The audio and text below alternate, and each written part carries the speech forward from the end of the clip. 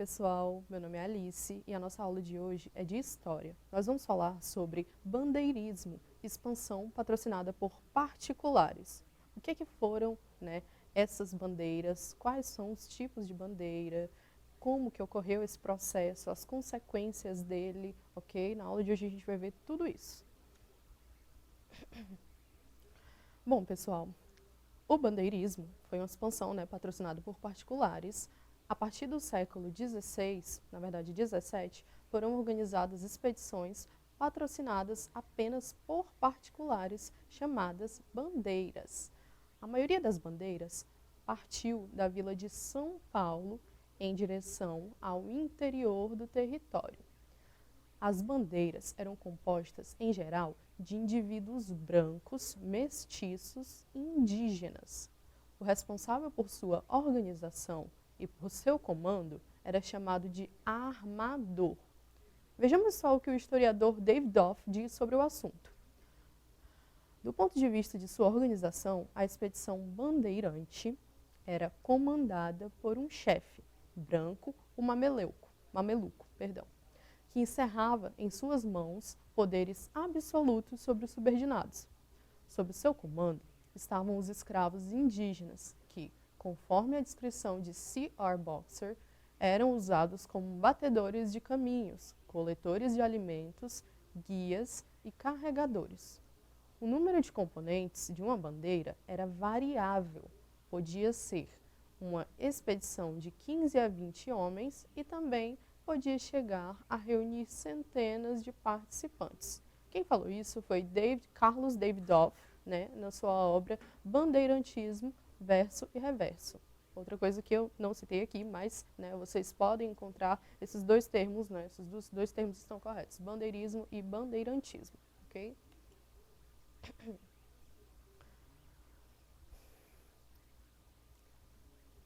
Bom, pessoal, algumas coisas sobre a questão do bandeirismo. Os historiadores costumam distinguir três tipos. Quais são esses três tipos? O de apresamento, que ele se dedicava a capturar os indígenas para vendê-los como escravizados.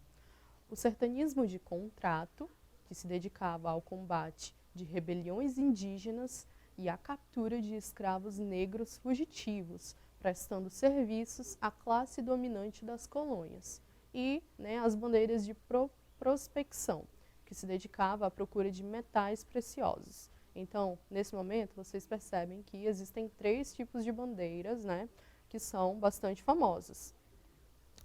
Duas delas tinham esse foco mesmo de capturar indígenas ou escravos negros fugitivos, escravizados de qualquer maneira, e outra se dedicava à procura de metais preciosos. Então, foquem nesses três tipos de bandeira. A gente vai discorrer um pouco mais sobre cada uma delas agora, para que vocês compreendam melhor.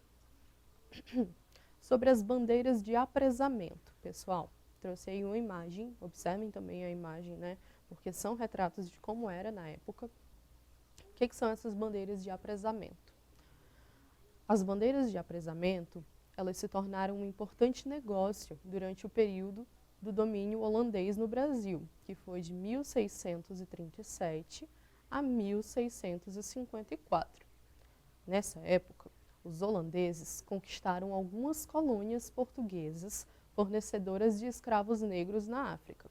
Com isso, desmontaram o tráfico negreiro organizado pelos portugueses e só permitiram a vinda de escravos para as áreas sob o domínio holandês.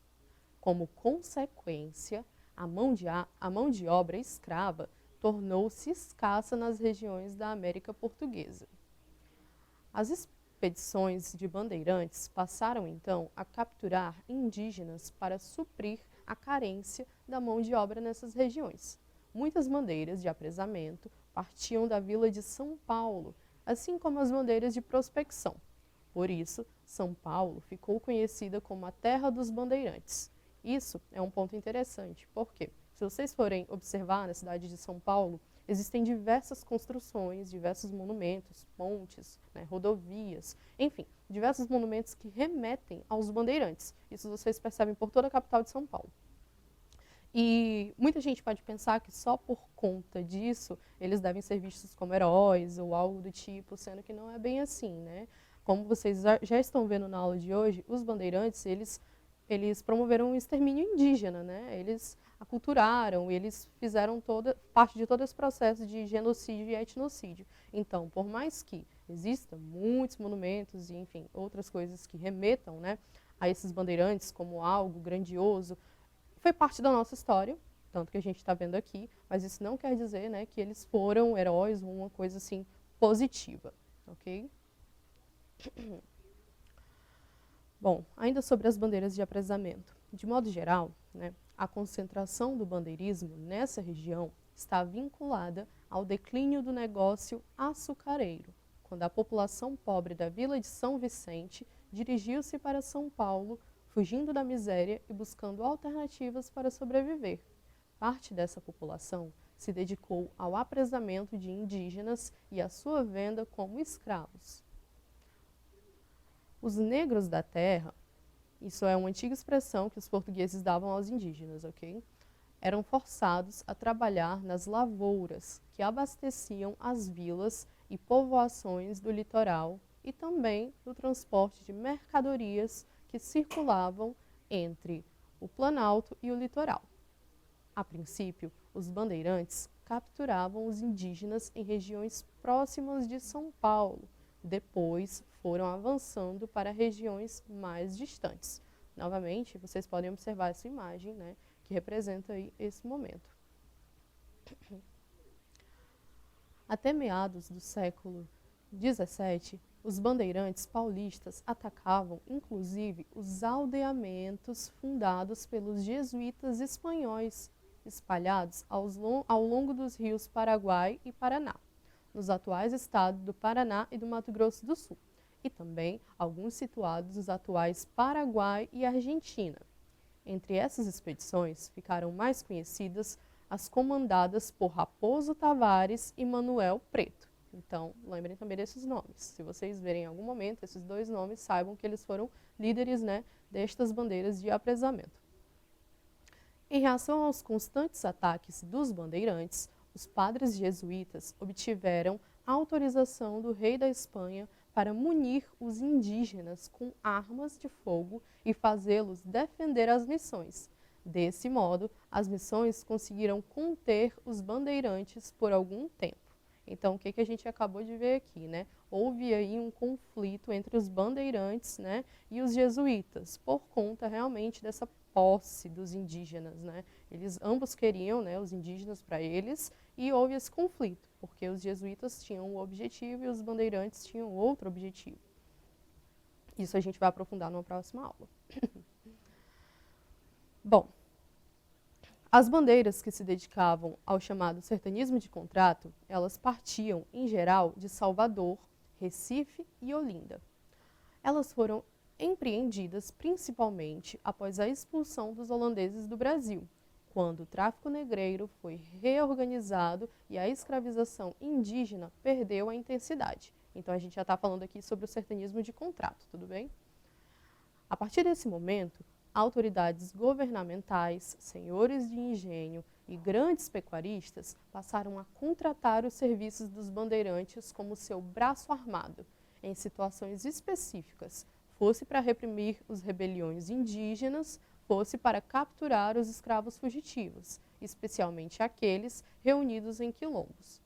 Desse modo, os bandeirantes acabaram sendo responsáveis pelo massacre de milhares de indígenas, despovoando amplas áreas do interior do território, muitas das quais foram posteriormente ocupadas por fazendas de gado.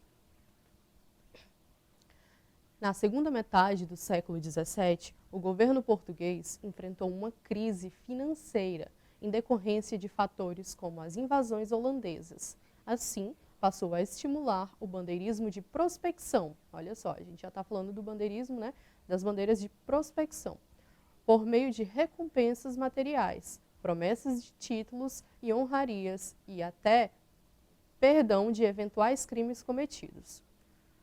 Animados com as pequenas quantidades de ouro encontradas no início do século XVII em regiões das atuais cidades de São Paulo, Curitiba e Paranaguá, os bandeirantes decidiram entrar pelo sertão em busca de jazidas mais abundantes. Com esse propósito específico, a bandeira liderada por Fernão Dias Paz, que partiu de São Paulo em 1674 em direção ao interior do atual estado de Minas Gerais, passou 7 anos explorando o sertão mineiro, encontrando apenas pedras de turmalina. O caminho percorrido pela bandeira de Fernão Dias foi seguido depois por outros bandeirantes que acabaram encontrando ouro em Minas Gerais, no final do século XVII. Dentre as bandeiras que descobriram jazidas de ouro no Brasil, destacam-se as expedições comandadas por Antônio Rodrigo Arzão, que descobriu o ouro em Minas Gerais por volta de 1693, Pascoal Moreira Cabral, que descobriu o ouro em Mato Grosso por volta de 1719, e Bartolomeu Bueno da Silva, que descobriu o ouro em Goiás por volta de 1725. Agora vamos exercitar um pouco com uma questão que eu trouxe aqui, né, os nossos conhecimentos. Vamos exercitar. Essa questão é da FUVEST de São Paulo e está falando o seguinte: qual destas definições expressa melhor o que foram as bandeiras? Letra A. Expedições financiadas pela coroa que se propunham exclusivamente a descobrir metais e pedras preciosas. Letra B. O movimento de fundo catequético liderado pelos jesuítas para a formação de uma nação indígena cristã. Letra C. Expedições particulares que apresavam os índios e procuravam metais e pedras preciosas. Letra D. Empresas organizadas com o objetivo de conquistar as áreas litorâneas e ribeirinhas. E letra E. Incursões de portugueses para atrair tribos indígenas para serem catequizadas pelos jesuítas. Qual será a correta? Correta é a letra C, né, pessoal? Claro. Expedições particulares que apresavam os indígenas e procuravam metais e pedras preciosas. Então, façam a questão, né, gente, da FUVEST, olha só. Se vocês prestaram atenção na aula de hoje, isso aí é fichinha. Bom, pessoal, eu espero que vocês tenham aprendido algo na aula de hoje. Para rever esta aula, acessem a plataforma Eduque. Obrigada.